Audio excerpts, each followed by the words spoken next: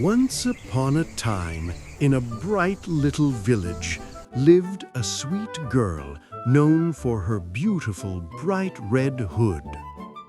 Her small wooden house stood right at the edge of the deep, mysterious forest path. One bright morning, her mother called her close to give her a very special and important chore.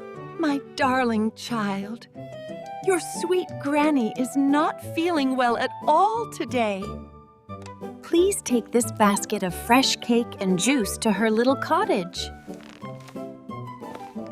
Walk quickly, stay on the dirt path, and do not ever leave the safety of the trail. Listen closely. The most important thing is never to speak to a single stranger you meet. Don't you worry, Mama. I promise I will go straight to Granny's house. They say the grandmother lived deep inside the dark and winding, very quiet woods.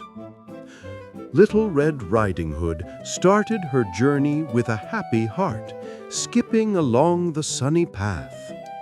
She soon noticed the small, colorful butterflies fluttering and dancing right near her feet. Already, she was starting to forget her mother's strict promise to keep walking fast and stay focused. The tall green forest was beautiful, and the small birds were singing their very prettiest songs. She just had to stop her journey for a moment to gently admire a delicate red flower.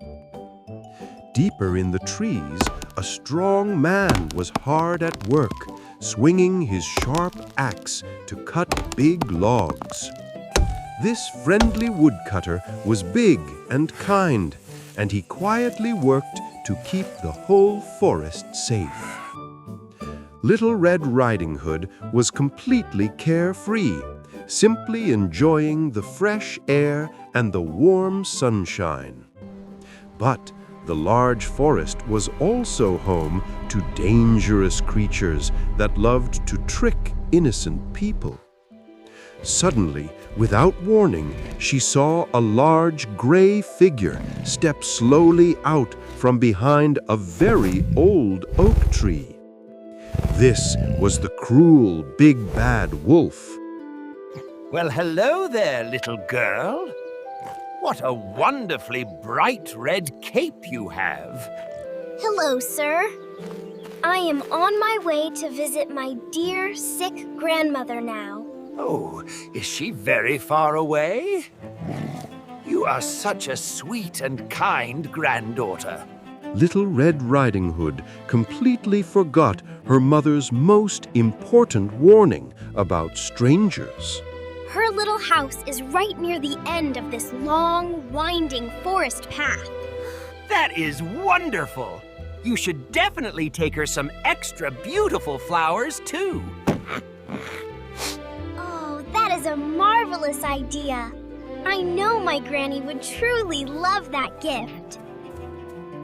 The wicked wolf smiled a terrible, silent, ugly smile, knowing that his clever plan was working. He suddenly turned his body and sprinted fast, disappearing onto a secret, hidden trail. The wolf was racing at top speed, running as fast as his strong legs could carry him to the cottage. Little Red Riding Hood had no idea she had just made a great mistake. Finally, the breathless wolf arrived at the little house hidden in the forest clearing. He knocked very gently on the door, trying hard to make his voice sound small and sweet. Who is knocking? I am too weak and sick to rise from my bed. It is only your loving Little Red Riding Hood, Granny. Please pull the simple latch on the door and walk right in, my little dear. The wolf pulled the latch and quickly slipped his lean body inside the quiet house. He quickly and silently ran into the dark bedroom where the frail grandmother lay in her bed. Before the poor woman could even shout, the cruel wolf swiftly shut her inside a wooden closet. The terrible wolf quickly put on grandmother's spectacles and her cozy flowered nightgown. Then he jumped under the quilt, hid his face, and pulled the covers right up to his sharp chin. Meanwhile, Little Red Riding Hood finally finished gathering her bright and beautiful bouquet of flowers. She hurried and walked quickly for the remainder of the path, all the way to the little cottage. She tapped softly on the wooden door and then sweetly called out for her dear Granny. Oh, come in, my precious little dear. Little Red Riding Hood pulled the latch and slowly stepped inside the strange, very dark bedroom.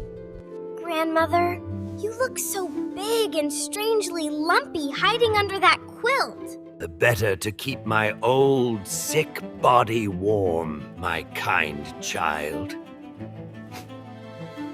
Oh, Grandmother, why do you seem to have such great big ears?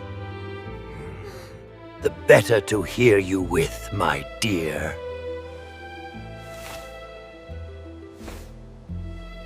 But Grandmother, why do you have such strangely large and great big eyes?